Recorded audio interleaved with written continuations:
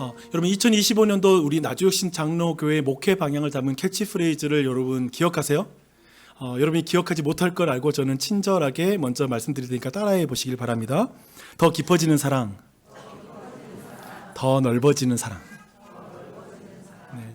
그리스도의 사랑에 우리가 깊이 뿌리박으로 말미암아 큰 나무로 자라서 많은 사람이 깃들 수 있는, 많은 사람에게 그 사랑을 나누는 그 마음을 담았습니다. 그런데 여기에서 이 깊어지는 사랑 그리고 넓어지는 사랑에서 순서가 굉장히 중요한 것 같아요.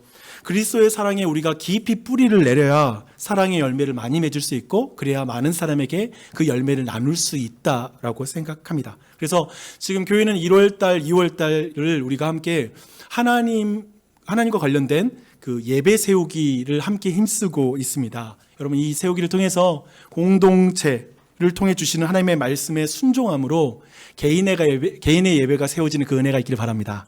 아멘. 또한 가정 예배를 통해 주님의 은혜가 온 가정 안에 넘치길 바랍니다. 또한 공동체의 이 예배를 통해서 부어주시는 그 하나님의 은혜를 오늘도 경험했으면 좋겠습니다. 오늘 이 말씀은 사실상 2025년도 저희 목회 방향을 담은 그런 말씀이기도 합니다. 근데 사실 이것은 예전에 결정난 목회 스케줄이에요. D6 시즌 8번째, 12번째 말씀 본문입니다. 근데 우리가 늘 D6 말하고 있으니까 듀테로노미, 신명기 6장, 오늘 이 본문을 말하는 것이죠. 오늘 본문을 통해서 저는 두 가지 질문에 대한 성경의 답을 함께 살펴보도록 하겠습니다. 첫 번째 질문은 누가 복음을 전할 것인가? 라는 것에 대한 질문을 우리는 부모라는 정체성을 가진 사람을 통해서 복음이 전달된다라는 걸 살필 것이고요. 두 번째, 어떻게 복음을 전수할 것인가? 라는 이 질문 앞에 복음의 전염됨으로, 먼저 전염됨으로 교회와 함께 복음을 전수할 수 있다라는 이 두 번째, 이것을 나누도록 하겠습니다. 먼저 누가 복음을 전할 것인가? 기독교는 어떤 식으로 복음을 누가 전하는가? 이걸 다뤄볼게요. 성경은 지금 2절에서 이렇게 말하고 있습니다. 곧 너와 내 아들과 내 손자들이 평생에 내 하나님 여호와를 경외하며, 지금 이 말씀은 부모에게 주신 말씀이죠. 그러면서 지난 주일날 우리는 요셉이 손주까지 신앙으로 양육한다라는 것을 지난 주일날 우리는 함께 살펴봤습니다. 신앙 전수는 있잖아요. 부모를 통해서 이루어집니다. 오직 부모가 신앙을 전수할 수 있습니다. 다른 사람은 안 돼요. 다른 정체성으로는 안 돼요. 잠깐만요. 그렇다면 모태 불심 가정에서 제가 태어났잖아요. 불신이 아니라 불심입니다. 모태 불심 가정에서 태어난 박용주 목사가 자가당착에 빠진 그런 말을 하고 있는 것이 되겠죠. 근데 아니에요. 그렇지 않아요. 사도 바울은 새로운 차원에서 이제 우리가 부모가 될 수 있다라는 것을 이렇게 말하고 있습니다. 나의 자녀들아, 너희 속에 그리스도의 형상을 이루기까지 다시 너희를 위하여 해산하는 수고를 하노니 라고 이렇게 말하고 있습니다. 사도 바울은 자기 자신을 영적인 부모라고 이렇게 정체성을 부여하고 있습니다. 지금 갈라디아 교회거든요. 자기가 모르는 사람도 있어요. 혈연 관계가 아니에요. 하지만 그들의 부모라고 자기의 정체성을 규정하고 있습니다. 성경이 신앙 전수를 이렇게 부모로 규정하는 이유, 부모라는 정체성에 제한하는 이유가 있습니다. 왜냐하면 신앙 전수는 있잖아요. 거듭남, 즉 영적인 출생과 관련이 있고, 그렇게 태어난 사람이 길게 양육되는 것도 한 아이가 자라는 것에 비견되기 때문에, 그와 비슷하기 때문에 성경은 철저하게 부모라는 정체성을 통해서만 영적인 자녀를 낳을 수 있다고 말하고 있습니다. 여러분, 제가 종종 아이들을 너무 사랑스럽게 여기는 자매들한테 이런 말을 할 때가 있어요. 그렇게 아이가 예쁘면 하나 더 낳아. 이렇게 말하는 건 너무 위험하고, 그리고 굉장히 조심스러운 말이죠. 왜냐하면 아이를 사랑하는 것과 아이를 낳는 것을 단순하게 연결하는 건 적절하지 않죠. 자칫 이건 무리할 수 있고, 어떤 사람에게는 이건 폭력이야. 목사님 왜 그런 말씀하세요? 그 말하고 무슨 상관? 그럴 수도 있는 거죠. 그렇죠? 아이를 사랑하지만 우리가 왜 출산을 망설이게 되는 것일까요? 그 이유를 한번 생각해 볼게요. 제가 들은 바를 종합하면 제가 보니까 두 가지 정도인 것 같아요. 이거였어요. 종종 저를 째려보면서 이렇게 말하는 경우가 있어요. 목사님, 입덧으로 인해서 식욕을 잃는다는 게 어떤 건지 아세요? 딱 저를 쳐다보면서 목사님은 전혀 모를 거예요. 이렇게 말하는 경우. 또 한편에 출산의 몇 시간 동안의 고통은 문제가 아니에요. 10개월 동안 배에다가 아이를 두고 산다라는 게 얼마나 힘든지 아세요? 저는 그게 싫어서, 출산의 고통보다는 배에다 아이를 가지고 있는 게 너무 싫어서 다시는 저는 그렇게 임신, 그런 말도 하지 마세요. 이렇게 말하는 경우를 들었습니다. 그것과 함께 저는 두 번째로 출산이 어려운 이유는 육아와 양육을 할 때 우리 안에 경제적, 육체적, 정신적으로 너무나 힘든 일이 너무나 많기 때문에 그것 때문에 우리가 출산에 대해서 망설이는 것 같습니다. 그렇잖아요. 한 아이의 삶의 그 인생의 희노애락의 과정을 함께하고 살아간다는 건 한편 기쁜 일이긴 하지만 부모로서는 너무나 무거운 책임, 그냥 한 인생이 내게 달려있는 것 같아서 그 부담이 너무 싫어서 우리에게는 그 출산을 망설이게 되는 것 같습니다.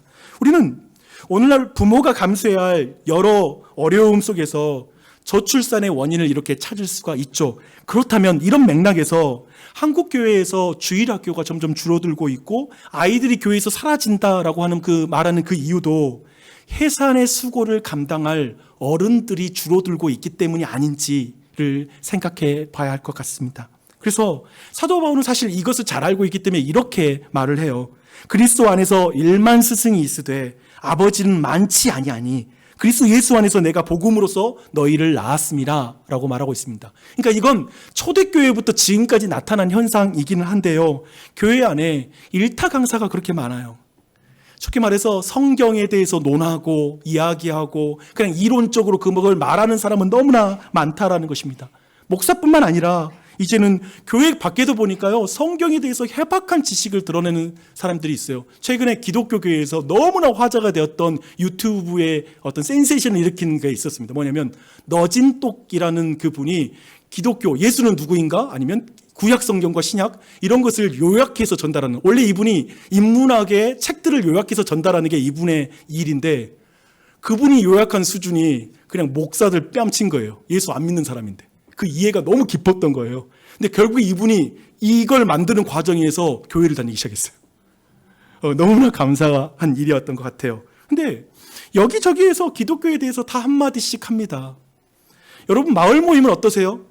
아마도 여러분 마을 모임 상관없어요. 누군지 그 사람이 누구도 상관없이 다들 아마도 거의 신학 박사들이 다 모여있지 않을까. 그러니까 여러 가지로 하나님에 대해서 논할 수 있는 사람은 참 많은 것 같습니다. 챗GPT에 물어보면 이제 어느 정도 정보도 다 알고 있기 때문에 그런 식으로 나열하는 거, 생명에 대해서 이론들을 나열하는 건 쉽지만 해산의 수고를 감당하는 것은 그것과 다른 것이죠.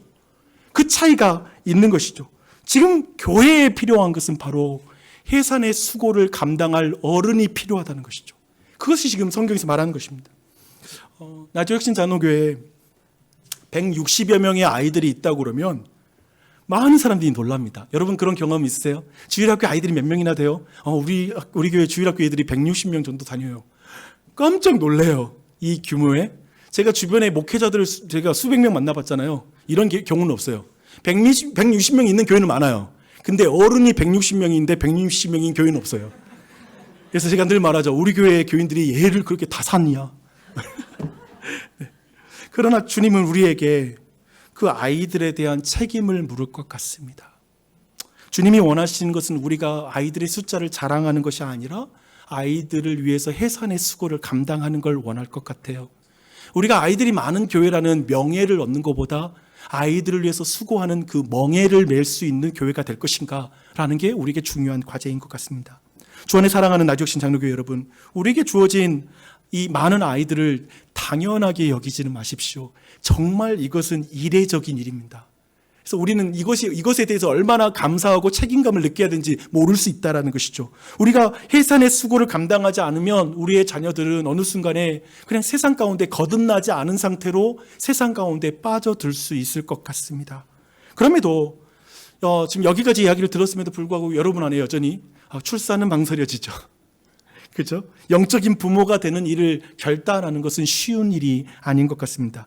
그것이 너무나 무겁고 힘든 멍에처럼 느껴지기 때문에 그렇습니다. 여러분 최근에 저에게서 그 전남로에 재직 세미나가 있었어요. 여러분 그 재직 세미나에 참여한 분들이 정말 참석한 모든 분들이 큰 은혜를 받았다라는 이런 말을 듣게 됐습니다. 근데 그때의 주제가 멍에였어요. 근데 예수님의 이 말씀을 그날 본문이었습니다. 들어보십시오. 수고하고 무거운 짐진 자들아 다 내게로 오라. 내가 너희를 쉬게 하리라. 나는 마음이 온유하고 겸손하니 나의 멍에를 메고 내게 배우라. 그리하면 너희 마음이 쉼을 얻으리니 이는 내 멍에는 쉽고 내 짐은 가벼움이니라 라는 이 말씀입니다. 저는 이 말씀을 이렇게 표현해봤어요. 이 말씀은 낚시처럼 들리지만 깊은 역설을 담고 있다. 그러니까 이 말씀 자체에 지금 낚시가 너무 많아. 그리고 나서 역설이 있어요. 수고하고 무거운 짐자들아 다 내게로 오라. 그리고 쉬게 하리라고 하면서 예수님의 멍에를 메고 배우래. 멍에를 메래. 당혹스러워. 이 낚시야. 수고하고 무거운 짐지라. 교회에 오면 평안과 안식을 얻을 수 있어요. 교회에 와요 해서 여기 온 사람 진짜 많죠. 근데 오히려 주일에 왔는데 봉사할 게 너무 많아. 모임이 왜 이렇게 많은 거야? 주일이 더 피곤했어. 이렇게 말할 수도 있겠죠. 짐을 내려놓으려고 왔는데 짐을 따따블로 짊어진 것 같은 느낌으로 교회 생활을 하는 사람들도 있는 것 같습니다. 그러니까 이 예수님의 낚시에 걸려가지고 교회에서 이게 정말 쉼인가? 주일은 안식일이라면서요. 이거 안식일이 아닌 것 같아요 라고 말하는 분들이 제가 알기로 우리 교회에 한 분이 계신 걸로 알고 있습니다. 내가 한 분이라고 말하는 것은 여러분으로 하여금 모두 나일까라고 질문하게 하기 위한 이 문학적 표현이죠. 역사상 최고의 강태공이신 예수님은 이제 먼저 이렇게 낚시질을 시전하고 나서 이제 역설을 말합니다. 한번 들어보세요. 이는 내 멍에는 쉽고 내 짐은 가벼움이라. 이게 이해가 안 되죠. 우리한테 이게 쉽게 이해되는 말이 아니에요. 어떻게 멍에가 쉽고 가벼울 수 있는가라는 질문이 우리 안에 생기기 때문에 그렇습니다. 우리에게는 이 멍에라는 건 오히려 무겁고 그리고 어렵게만 느껴지는 게 멍에인 것 같습니다. 강상 목사님은 이 부분을 이제 설명하셨어요. 그리고 이 설명한 게 그날 참여했던 모든 사람에게 너무나 큰 은혜가 됐어요. 그 내용을 내가 말하는 것처럼 말할게요. 팔레스타인에는 소 두 마리에게 멍에를 씌운대요. 그러니까 이걸 한 결이라고 이렇게 부르게 됩니다. 그러니까 예수님표 멍에는 쉽고 가벼운 거예요. 되게 잘 만들어가지고 쉽고 가벼운 거예요. 그런데 이 멍에 자체가 너무 편안하게 만들었기 때문에 쉽고 가벼운 것이 아니라 이 멍에는 두 결이가 함께 지기 때문에 바로 가벼워지는 것이죠. 그러니까 예수님이 이 멍에를 나의 멍에라고 말해. 내가 짊어지는 멍에를 그거 내 멍에야 라고 말씀하셨죠. 그리고 예수님이 이 멍에를 질 때 내가 한 마리의 소가 되어서 너와 함께 져줄게 라고 하시는 거죠. 그러니까 예수님이 함께 져주니까 그 멍에가 가벼워진다라는 것이죠. 근데 이 강사님이 되게 키가 크세요. 이제 은퇴하신 목사님이시한데 되게 키가 커. 근데 군대에서 손해본 경험을 이야기해 주는 거예요. 그러니까 봉체자라고 아세요? 그 통나무 같은 걸 또 한 6명 아니면 7명씩 이렇게 들였다 내렸다 하는 그런 거예요. 근데 키 큰 사람이 양쪽 끝에 선대. 들었다 올리면 가운데 있는 키 작은 사람은 뭐 폰만 잡아. 그래가지고 그냥 날로 먹는 뭐 이렇게 된다는 거예요. 말 하는데 이 비유에 그냥 빵 터졌죠. 근데 이 비유를 말함으로써 이 말씀을 하시더라고요. 예수님이 여러분에게 우리 모두에게 이렇게 말씀하신다는 거예요. 너의 인생의 짐과 멍에는 네가 홀로 지는 것이 아니란다. 그것은 나의 멍에란다. 내가 져줄게. 주님이 함께 져준다는 믿음이 있다면 우리는 기쁨과 신뢰 가운데 그 멍에를 더 멀리까지 질 수 있을 것이고 또 한편 더 무거운 짐 멍에까지도 질 수가 있겠죠. 그렇죠? 이 말씀이 너무나 큰 은혜가 됐어요. 여러분 곰곰이 한번 여러분 생각해 보시길 바랍니다. 우리 인생 참 한국인들 탈진 사회라고 부르는데 정말 한국 사람들 일 많이 해요. 요즘 주 4일 노동, 아무튼 노동 일수의 문제가 아니라 노동 시간으로 말하면 OECD에서는 탑이더라고요. 상관없더라고요. 이 문제가 복잡하더라고요. 그런데 생각해 보게요. 일이 많아서 힘들 수 있는 것 같아요. 그러나 진짜 힘든 이유는 그 짐을 혼자 지고 있기 때문이라는 생각이 들지 않으세요? 그러니까 회사 일이 힘든 이유는 어느 순간에 나 혼자 그 짐을 짊어지고 있다는 느낌이 들 때 힘든 것이고 가정에서도 마찬가지인 거예요. 가족을 위해서 너무나 많은 희생을 하는 그런 남편이든 아내든 여러 가지로 희생하는데 배우자가 그걸 인정하지 않은 거예요. 당신이 뭘 해? 뭘 했다고 그래? 라는 말을 들을 때 너무나 힘들어지는 거죠. 또 한편에 자녀들이 전혀 나의 이 힘겨운 삶을 존중해 주지 않을 때 그런 막 우화가 올라오고 속상함이 올라와서 이런 말을 하는 거예요. 아니 이 멍에가 나만의 멍에야? 내가 이 멍에 우리 가족들의 멍에 아니야? 근데 왜 내가 이런 말을 들어야 돼? 라는 그런 생각. 다 가족을 위한 것이잖아 라는 이런 말을 할 수밖에 없는 것이죠. 외로울 때 멍에는 더 무겁게 느껴지는 법입니다. 반대로 무거운 멍에도 있잖아요.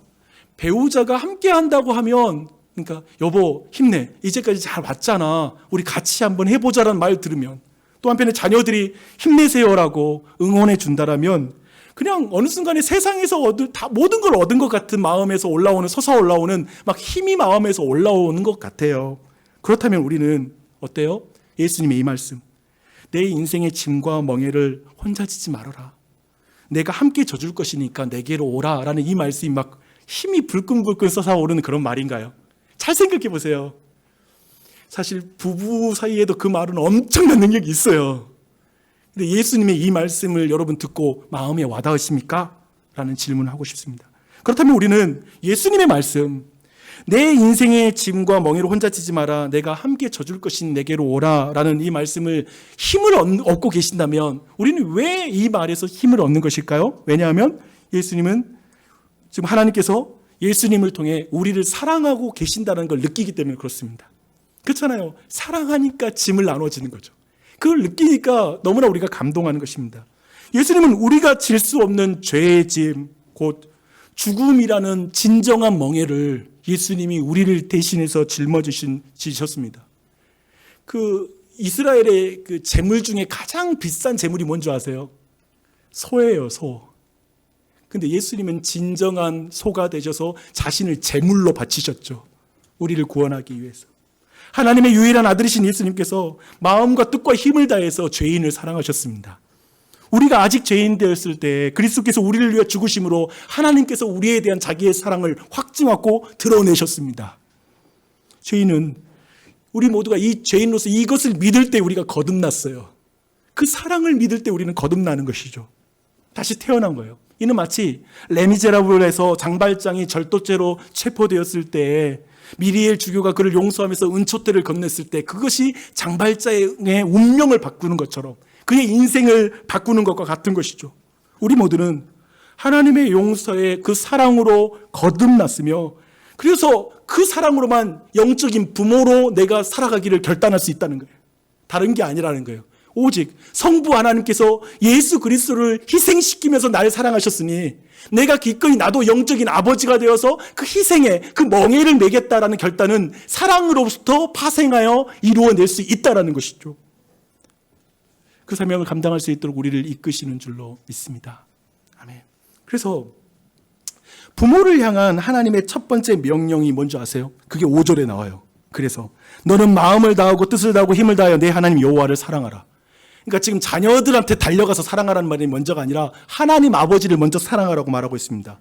근데 제가 이 장면, 이제 이 첫 번째 이 단락의 내용을 좀 종합하면서 요한복음의 마지막 장에서 이 말씀의 의미, 방금까지 들었던 내용의 의미를 깊이 알 수 있는 한 장면이 나옵니다.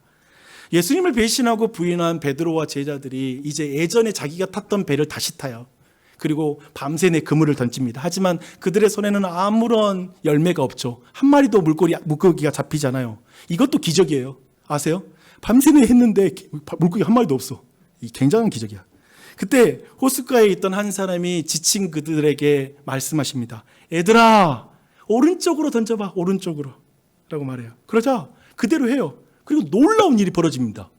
정말 큰 물고기 153마리가 잡힌 거예요. 그물이 찢어질 정도의 많은 물고기였어요. 제자들은 곧 방금 전에 말했던 그분이 예수님이라는 것을 눈치채게 됩니다. 그리고 나서 베드로와 제자들은 서둘러서 무트로 올라오게 되죠. 예수님은 그들을 위해서 따뜻한 아침 밥상을 준비하고 계시고 그것을 그들에게 날라다가 건네주십니다.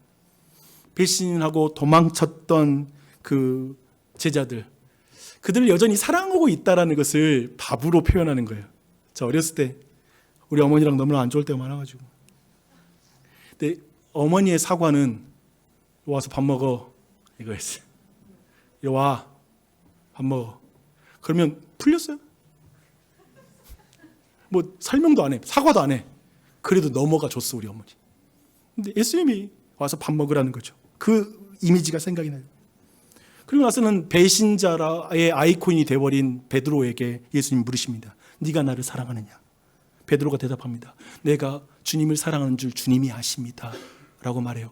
이 대화를 3번 연거푸 반복하게 됩니다. 그래서 저는 이 장면이 오늘 신명기 6장 5절 마음과 뜻과 힘을 다해서 사랑하라는 그 3번과 겹쳐서 그냥 해석할 수 있겠다라는 생각이 들었습니다. 예수님은 이렇게 말씀하시는 것이죠.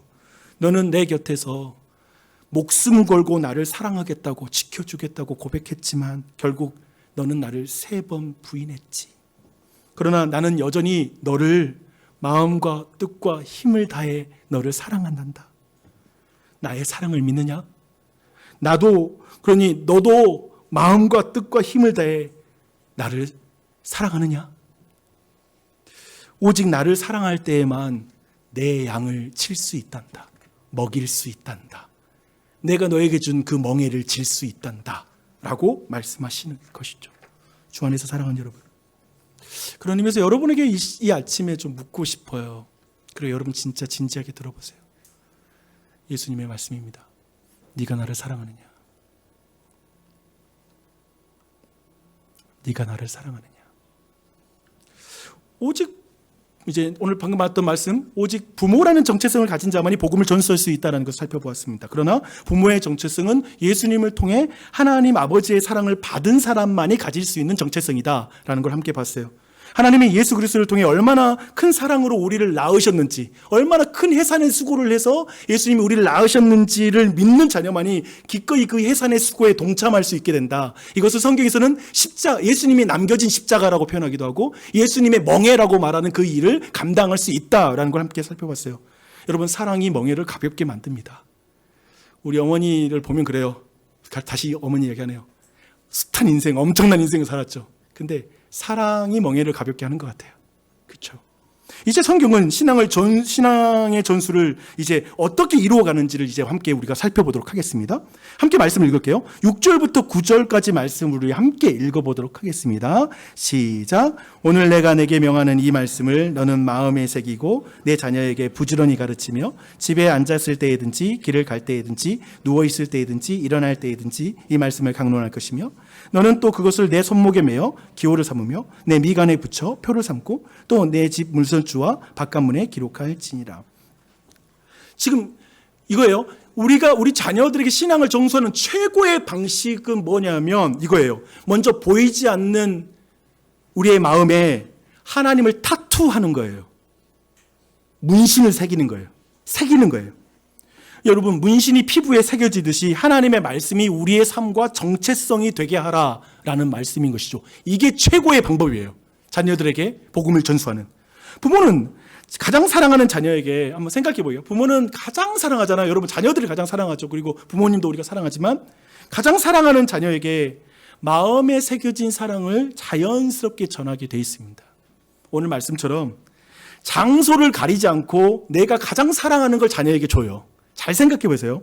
아침에 일어날 때부터 집안에 앉아 있을 때에도, 길을 갈 때에도, 일터에서도, 침대에서도 우리는 사랑하는 사람을 위한 주고 싶은 거, 내가 그 사람한테 주고 싶은 것이 있기 때문에 그 모든 과정을 하고 있는 거야. 그렇게 하고 있을 거예요. 한때는 주식 사랑을 너무 주고 싶어가지고, 한때는 코인 사랑이 우리를 휩쓸었다가 부동산 사랑은 식을 줄 모릅니다. 능력주의 시대에 지속 가능한 대물림은 지적 능력이기에 대한민국 사회에서 대학 사랑은 정말 그 중에 제일이었더라 라고 말하는 사랑이죠. 제가 말한 건 그 자체가 아니라 그것이 주는 그 선물을 우리가 사랑하는 거죠. 그것이 있어야 내 자식 가장 행복할 거야 라고 확신하는 거죠. 그걸 신뢰하는 거죠. 사랑하는 사람을 가장 행복하게 해줄 수 있을 것 같은 그것을 우리는 자녀에게 전수하고 싶은 거예요. 그걸 유산으로 남기고 싶은 것입니다. 결국 부모가 자녀에게 전수하는 것은 부모가 가장 사랑하고 신뢰하는 것입니다. 부모가 내 인생에 가장 필요하다고 생각하는 것을 전수하는 것입니다. 맞습니까? 이것에 있어 이견이 있으십니까? 맞죠? 모든 방법을 동원해서, 그러니까 이 정도로 마음에 우선 자기의 사랑이 새겨진 이상 그 새겨진 것은 방법을 굳이 동원할 필요가 없어요. 그냥 그게 나와요. 모든 방법을 동원해서 그것을 자녀들에게 가르칩니다. 성경 그런 의미에서 분명하게 우리에게 말하는 거예요. 여러분이 하루 종일 접하는 유튜브 콘텐츠와 그리고 모든 사람과 나누는 그 대화 속에서 반복적으로 여러분이 새기는 것, 말을 들어서 또 내가 말을 해서 내 마음에 새기는 그것이 바로 여러분 자신인 거예요. 여러분의 정체성인 거예요. 제발 여러분, 이런 거 아니에요? 이 데카르트의 철학에서 나온 가장 위험한 말이죠. 내가 생각하는 게 나야. 생각하는 게 내가 아니라 성경적 개념은 좀 달라요. 여러분이 온종일 생각하고 말하고 듣고 애정하고 갈망하는 그것이 여러분이에요. 당신의 유튜브를 열면 나오는 여러분의 알고리즘이 여러분인 것이죠. 여러분이 누구인지를 말해주고 있는 거죠. 그래서 예수님 여러분에게, 그래서 그런 의미에서 성경을 잘 보세요. 성경에 예수님께서는 이제 제자들을 부르실 때 마태복음 보면 네가 무엇을 아느냐, 네가 무엇을 믿느냐라고 묻지 않고 뭐라고 성경을 물어보냐면 너는 내게 무엇을 원하느냐로 질문해요. 이해돼요? 여러분 교회 왔잖아요. 지금 사실상 예수님 여러분이 질문하는 거예요. 넌 내게 뭘 원하느냐로 관계가 규정되는 거예요. 돈을 원하면 금융 CEO를 원하는 것이고 여러 가지 있겠죠. 여러분 지금 뭘 원하세요? 그게 여러분인 거죠. 그래서 네가 나를 사랑하느냐라고 주님이 물으시는 것과 똑같은 거예요. 우리의 바람과 갈망과 욕망이 우리의 정체성이니까요. 저는 이것을 한번 깊이 돌아보는 시간을 여러분이 가지셨으면 좋겠어요. 그리고 마을 모임에서 한번 이야기 나눠도 좋을 것 같아요. 우리는 지금 어떻게 복음을 전수할 것인가라는 주제를 지금 나누고 있습니다. 우리는 복음을 전수하는 최고의 방법은 부모의 마음에 하나님의 사랑을 새기는 것이라는 걸 나누고 있습니다. 하나님의 사랑을 새기는 것. 그런데 하나님을 사랑하는 것은 눈에 보이지를 않아요. 여러분 질문할게요. 여러분 하나님 사랑하십니까? 제가 워낙 이제 뒤에 막 꼬아가지고 뭐가 되치기를 할 것 같아가지고 대답을 못하고 계시는데 그냥 여러분의 있는 마음을 좀 고백해 주세요. 여러분 하나님을 사랑하십니까? 아멘, 아멘. 근데 이 주제는 기독교 초기부터 그 하나님을 사랑한다는 것에 대한 질문이 있었어요. 뭐냐면 도대체 눈에 보이지 않는 하나님을 어떻게 사랑할 수 있는가라는 것과 내가 하나님 사랑하는 것 같은데 도대체 내가 하나님을 사랑하는 걸 어떻게 알 수 있냐? 이게 진짜라는 걸 어떻게 알 수 있어? 라는 이 질문이 있는 것이죠. 왜냐하면 하나님을 사랑하는 게 관념에 머물 수 있잖아요. 그리고 여러분이 교회 밖에 있을 때 그렇게 교회 다니는 사람 보면서 싫었던 거 뭐냐면 하나님 사랑을 말하면서 사람도 사랑하지 못하는 그런 존재를 봤을 때 저게 무슨 사랑이야? 저렇게 사랑하는 게 진짜 하나님 사랑이야? 라는 이 질문을 가지고 있다가 이 지금 교회까지 들어오게 됐잖아요. 복 받았습니다. 근데 이런 질문에 예수님께서 이렇게 대답하십니다. 너희가 나를 사랑하면 나의 계명을 지키리라. 나의 계명을 가지고 지키는 자라야 나를 사랑하는 자니 나를 사랑하는 자는 내 아버지께 사랑을 받을 것이요 나도 그를 사랑하여 그에게 나를 나타내리라. 하나님을 사랑하는 것은 이것이니 우리가 그의 계명들을 지키는 것이라. 그의 계명들은 무거운 것이 아니로다 라고 말씀합니다. 사랑은 있잖아요. 사랑하는 사람의 입을 뚫어지게 쳐다보죠. 우리가 이 땅에서 가장 사랑했던 사람을 봤던 그 눈빛, 우리 여전히 기억하고 계시죠? 지금도 여전히 재현하고 계실 것이고 반복하고 계실 것 같은데 그 사람 입을 뚫어지게 쳐다보면서 그 사람의 말에 거하기를 원하는 거죠. 그 사람 말하는 대로 하고 싶어. 해주고 싶어. 별을 따다다 주판에 지금 뭐든지 말해 라고 이렇게 말을 했죠. 그렇죠? 하고 있어요. 근데 잘 생각해봐요. 사랑하는 사람의 말에 거하기를 원해요. 그래서 보이지 않는 하나님을 사랑하는 것은 계시된 하나님의 말씀에 거하는 거예요. 그 말씀에 빠지는 것이죠. 그래서 하나님을 사랑하면 자녀들에게 부지런히 가르쳐지는 거야.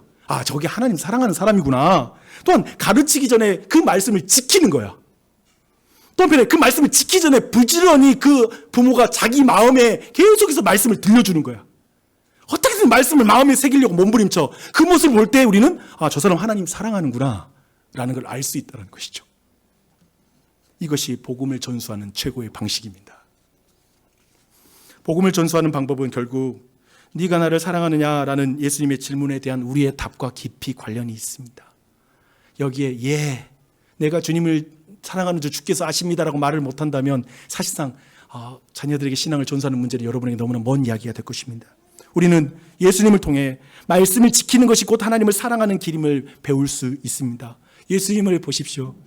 예수님은 성부 하나님을 너무나 사랑하셨어요.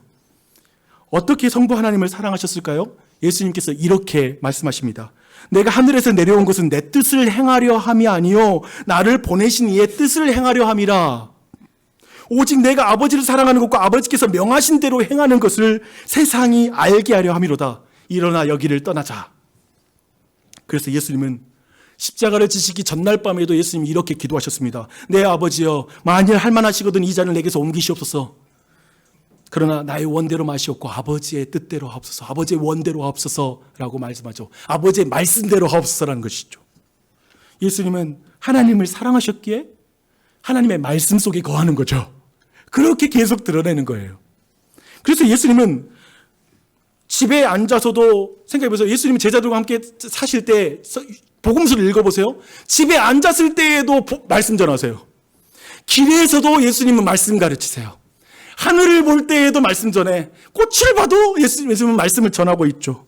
아마 노숙하실 때 이제 길에서 누워서 주무실 때 하늘을 별을 보잖아요. 별을 보면서 분명히 제자들에게 이렇게 말씀했을 것입니다. 목소리 딱 깔고 별이 빛나는 밤에 아브라함이 말이야, 야곱이 말이야, 그 길에서 베델에서 사닥다리가 내려온 걸 봤어. 너희들과 내가 함께하는 거 잊지 마. 말씀하셨을 거예요. 어디서나 무엇을 하든 모든 상황을 기회로 삼아서 예수님은 제자들에게 말씀을 전하는 거죠. 가르치시는 거죠. 이 부분에서 저는 갑자기 그 유명한 CCM이 제 안에 내 입에서 맴돌았습니다. 이런 노래입니다. 손 떼면 턱하고 터질 것만 같은 그대. 이게 CCM 맞죠? 아닌가요? 예수님은 모든 상황을 마주하면 그 말씀을 댈 때 말씀이 톡 하고 나오는, 누군가 상처 입고 고통당하고 메마르고 너무 힘든 사람이, 그리고 혈류병을 앓아서 너무나 고통받았던 여자가 예수님의 손을 딱 붙잡으니까 예수님의 말씀이 나오는 거예요. 너의 병이 치료되었다. 너가 구원받았다라는 말씀이 나오는 것이죠. 그러니까 예수님을 통해서 우리는, 그런 의미에서 예수님을 통해서 우리는 어떻게 복음이 전수되는지를 분명하게 우리가 확인할 수 있습니다. 여러분, 복음은 있잖아요. 부모의 정체성을 가진 사람을 통해서만 전수됩니다. 저는 우리 교회가 우리의 이웃들에게, 우리의 자녀들에게 종교가 아니라 하나님의 사랑, 곧 복음을 전수했으면 좋겠습니다. 종교를 전하는 것은 큰 의미가 없는 것 같아요. 그들에게 복음을 전했으면 좋겠습니다. 복음을 전수하는 최고의 방법이 뭔지 아세요? 그것은 복음에 전염되는 것입니다.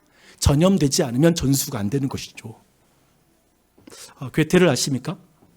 괴테는 60년에 걸쳐서 파우스트라는 유명한 작품을 쓰게 됩니다. 그런데 그가 작품에서 파우스트가 이런 말을 해요. 부모들이여, 자녀들에게 두 가지를 남겨주라.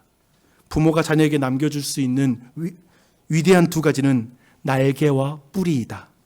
날개는 인생의 본질을 담은 꿈, 뿌리는 세포가 기억하는 사랑이다 라고 말합니다. 세포가 기억하는 사랑. 예수님을 배신하고 부인한 베드로의 세포에 예수님의 사랑이 새겨져 있을 것입니다. 그래서 그는 마지막에 십자가에 거꾸려 달려 죽을 때까지 증인의 삶을 사는 것이죠.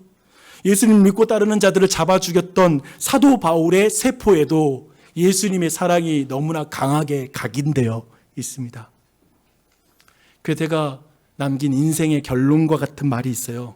사랑이 살린다 라는 말입니다.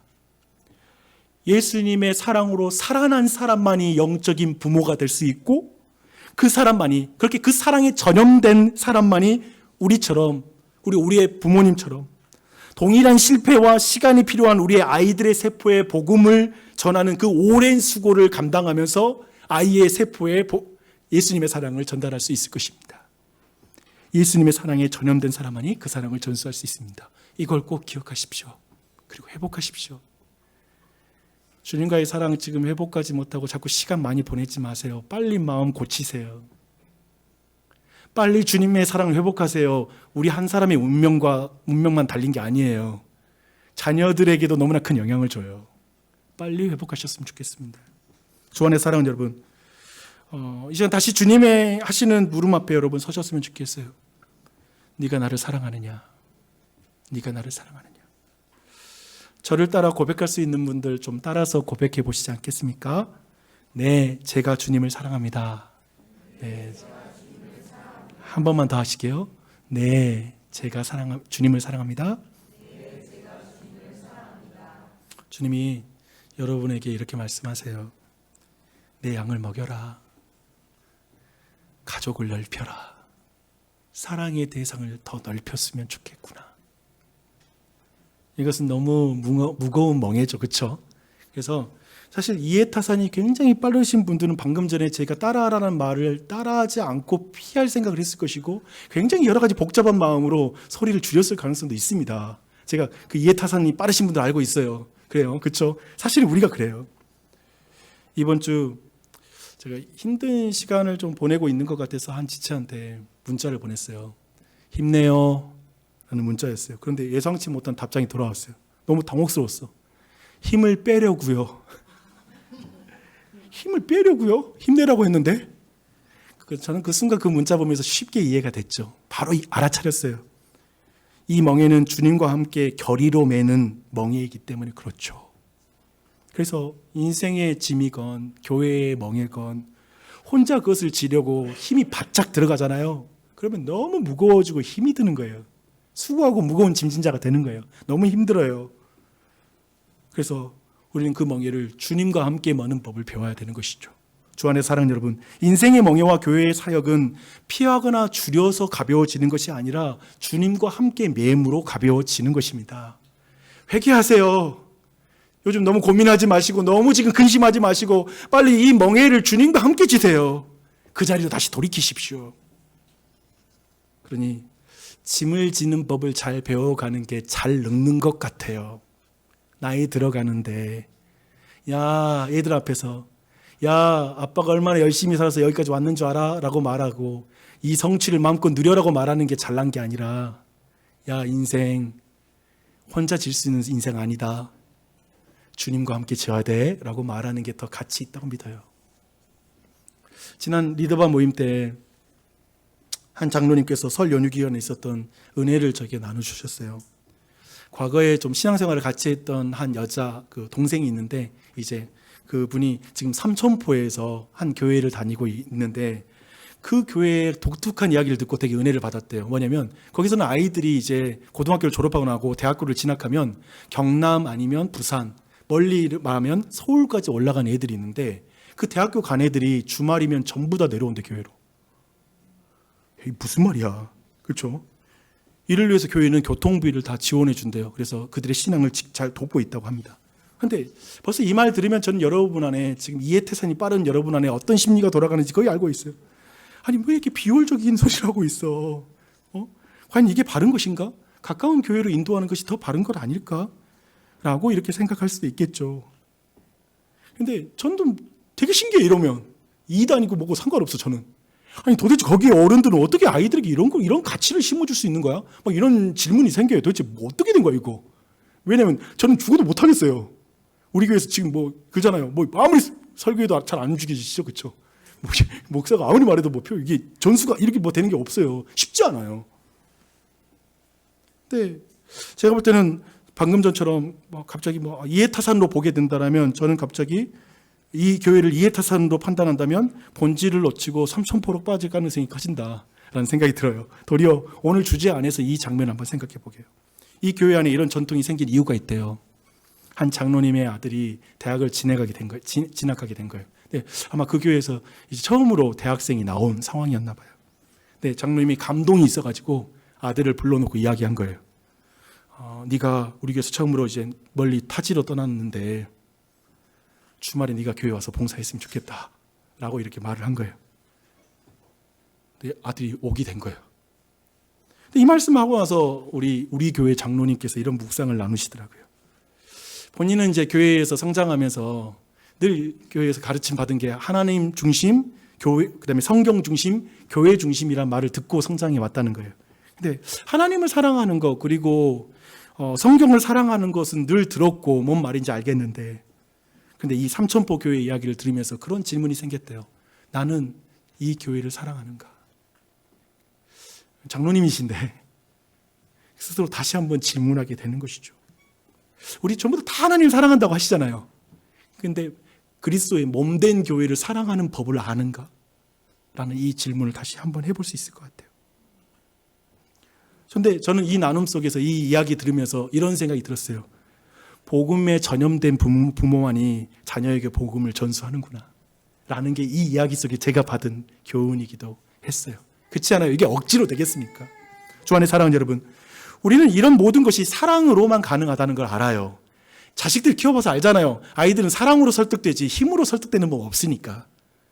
사랑 없이 우리가 삼천포 교회를 따라가면 우리 교회는 율법주의로 빠집니다. 하지만 여기에서 우리가 더 깊이 생각해 봤으면 좋겠습니다. 우리의 신앙 전수는 교회 공동체와 함께 이루어진다라는 걸 이 삼천포 교회를 통해서 배울 수가 있는 것 같습니다. 저는 삼천포 교회 전체가 그 장로님의 믿음과 그 아들의 믿음을 가졌다고 생각 안 해요. 그렇지 않아요? 우리처럼 처음에는 그게 말이 돼? 저 장로님 왜 자식 고생시켜? 자기 믿음 때문에 그냥 아이들 고생시키네? 라고 말하는 사람도 있었을 것 같고, 아니 뭔 돈을 저렇게 낭비를 내? 그걸로 그냥 더 학비에 쓰면서 열심히 자기 개발을 하면 되는 거지. 그런데 그런 생각을 가지고 있던 사람들이 이렇게 믿음으로 내려오면서 그 아버지와 아들이 행복하게 웃고 그리고 기뻐하면서 한 교회에서 신앙생활하는 그 장면을 보면서 도리어 설득됐을 것 같아요.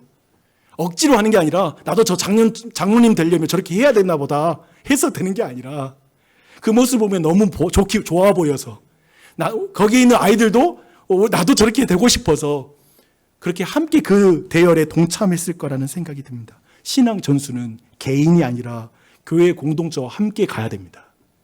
제가 보니 그래요. 같이 가야 돼요. 우리 교회도 좋은 전통이 만들어졌으면 좋겠어요. 이런 신앙의 여정을 위해 마을 모임이 필요합니다. 마을 모임이 그런 곳이 돼야 됩니다. 이번 토요일에 열리는 부모와 교사를 위한 복음 전수 세미나 역시 어떤 꿈을 가지고 어떤 목적으로 준비하는지 아세요? 이 교육을 통해서 내 자녀뿐 아니라 다른 지체의 자녀들에게 복음을 전하는 1:1 복음 전도가 우리 안에 일어났으면 좋겠어요. 이 교육을 통해서. 그런 거 있잖아요. 품앗이 하는 것. 청소년 되면 부모를 통해서 복음 전하는 게 되게 어려워요. 근데 그때 삼촌하고 만나자 하고 3번 정도 만나서 삼촌이 복음을 전해줘. 그러면 너 자녀는 내가 또 책임질게. 교회가 이렇게 가는 거? 그것이 바로 가족이 넓어지는 거 아닐까요? 그게 사랑이 넓어지는 거 아니겠어요? 이 모든 건 그 목적이에요. 지금 등록 20명 했어요. 제 목표는 50명이에요. 타겟 설교입니다. 순종해 주십시오. 왜 제가 이 말한 줄 아세요? 여러분 생각해봐요.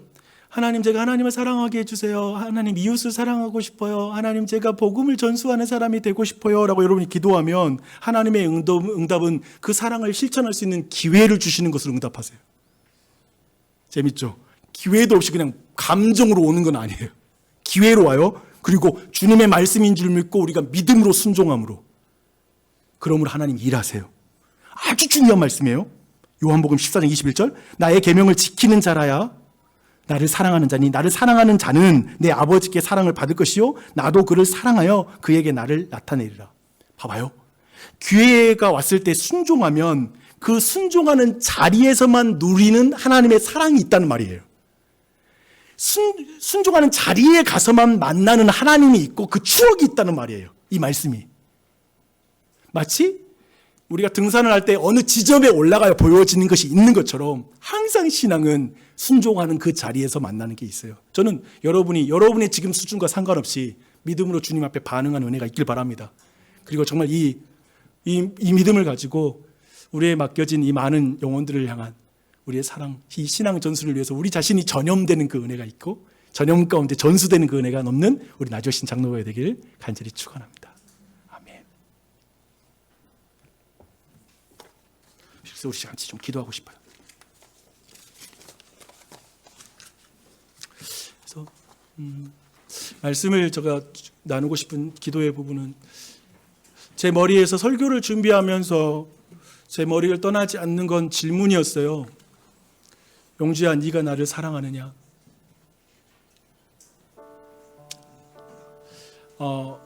참 인생이 무거운 것 같아요. 내 멍에를 잘 치고 있다는 생각도 안 들 때가 있고 참 내게 힘이 없다라는 걸 무력감을 느끼는 순간도 있는 것 같아요. 근데 그 순간에 네가 나를 사랑하느냐는 말에 내가 말할 수만 있다면 내가 주님 배신도 했고 모른다고 부인도 했지만 그런데도 예수님 사랑하는 걸 내가 부인할 수 없어요. 사랑해요 라고 말한다면 주님이 다시 양을 먹이라고 말씀하실 거예요. 그래서 이 시간 기도할 때 주님의 그 물음 앞에 여러분의 대답을 드렸으면 좋겠고, 또 한편에 주님이 나를 쓰신다면 기꺼이 내가 나를 내어드리고 싶습니다. 주의 말씀에 순종함으로 그곳에서 만날 수 있는 하나님을 만날 수 있도록 주님과 추억을 많이 만드는 내 인생이 되고 싶습니다.